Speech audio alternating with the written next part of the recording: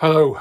We've had big work in just about every sense at the end of tonight's concert. Mozart's last work, his setting of the Latin Mass for the Dead, his Requiem, a work which, it would turn out, would be his Requiem for himself, because he died.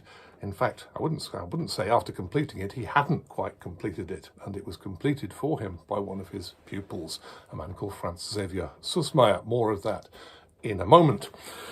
Before that comes one of Haydn's most impressive symphonies, number 49 in F minor. There's a good reason for including Haydn here in the same concert as Mozart, because Haydn was one of the very few composers that Mozart really unreservedly admired and felt he'd learnt an awful lot from. And in fact, he came to regard Haydn as a kind of musical and perhaps even emotional father figure in his later years.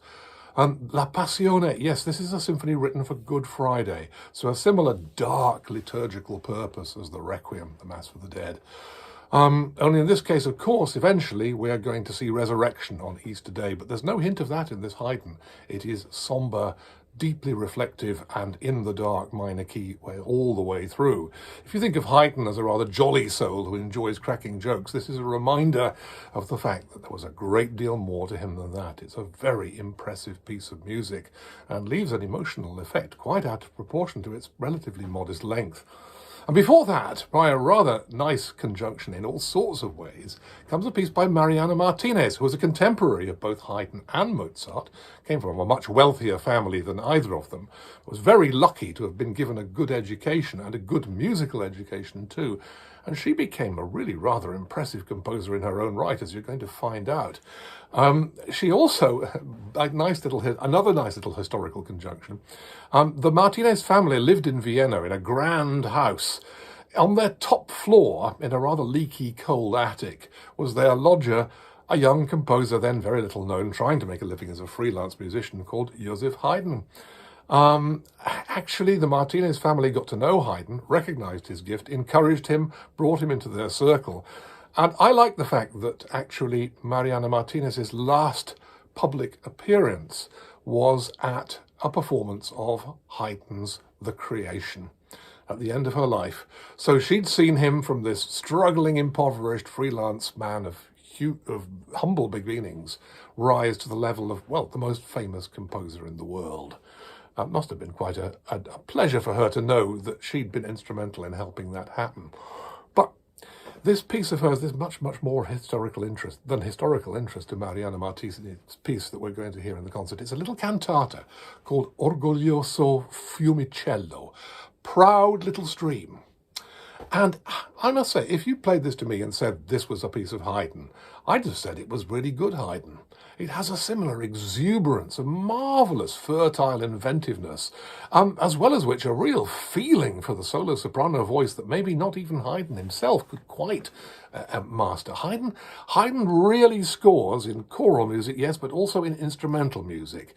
It's not so much his solo vocal writing that people remember him for, but Marianna Martines, she really has the feel for it, for the soprano voice, which she exploits brilliantly and expressively in this delightful little piece. It's one of the last things she composed too, and it's a tremendous end to a very interesting career. I'm very glad to see it being revived. I don't think any of you will have any difficulty coming to terms with it, and it's a really bracing and uplifting piece of music. Quite the other end of the scale, in fact, emotionally, from the Mozart that comes at the end of the programme. Yes, Mozart was quite seriously ill when he began writing his Requiem. But there's no reason to look for conspiracy theories of the kind of, was it Salieri who killed him, poisoned him, sort of kind, which were current for a very long time and which there's a hint of in Peter Shaffer's famous play and film Amadeus. No, Mozart was close to burnout in 1791, his last year on this earth. And Vienna, where he lived, was one of the most notoriously insanitary cities in the world. So it's very, very likely that his weakened system caught an infection, and that was what he died from. But struggling with this infection, struggling to come to terms with what was happening to him, he wrote this astonishing Requiem. Now, there are all sorts of strange legends about this, that he was approached by a mysterious masked stranger and invited to compose this requiem, which, as I said, turned out to be a requiem for himself. Well, actually, there is some truth in this. He was approached by a rather remarkable messenger, an emissary from a man called Count Walsegg, who had a habit of passing off other composers' works as his own. And he wanted a requiem because he'd recently lost his wife, to whom he was very close, and he wanted to perform this in her memory. The fee was extremely good, so Mozart agreed to the rather unusual terms of his name not appearing on the Requiem at first, although it was understood, I think, that it would appear on the score when it was published. In the end, Mozart didn't quite complete the Requiem, and the score was finished for him by his former pupil, Franz Xaver Süssmayr. A lot of people have speculated because the completion is so good that Süssmayr, who was not a particularly outstanding composer, I certainly don't think he was anywhere near Marianna Martines, for instance, that he couldn't have written this music for himself. So he must have heard Mozart play it or seen Mozart's sketches. Well, this theory doesn't really hold up, because it turns out that actually, when Mozart died, Süssmayr was Mozart's widow Constanza's third choice to finish the Requiem. She tried two other people first, that it was just too much for them. As for Süssmayr hearing what Mozart had intended to write or seeing sketches, well, a sketch has turned up in Mozart's hand for a complicated Amen fugue to end the beautiful Lacrimosa movement. And it seems that if Süssmayr did know about it, he didn't take any notice of it. So Süssmayer's completion is Süssmayr. Perhaps. It's difficult to believe, though, that he could have come up with something quite as astonishing as the music that concludes the Requiem. Well, actually, the music that concludes the Requiem, Süssmayr actually rather cleverly reworks a fugue and earlier music from earlier in the Requiem to different words, and it does make a tremendously powerful conclusion, but that is Mozart's own. But the Sanctus and the Benedictus, for instance, and at least half the Lacrimosa movement seem to have been Süssmayer's own work. Well, all I can say is that having to do what he had to do and being overwhelmed by the death of his teacher and friend must surely have raised Süssmayer's game incredibly, just for the point of his writing this Requiem, because the music is truly outstanding. But whoever ultimately is behind the notes of the later stages of the Requiem, it's an astonishing piece of music. It really seems to go through all the terror of death, the pain of loss, and yet at the same time, the sweetness, the beauty, the power of the expression is, as it so often is with music, transformative.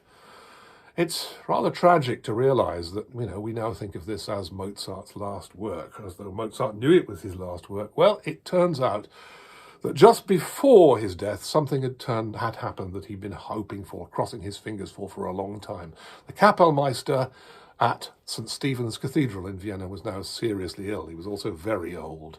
And there was a kind of understanding that when he died, Mozart would take up his position. And Mozart had declared his intention to write a series of big, grand religious works, of which the Requiem was clearly the first.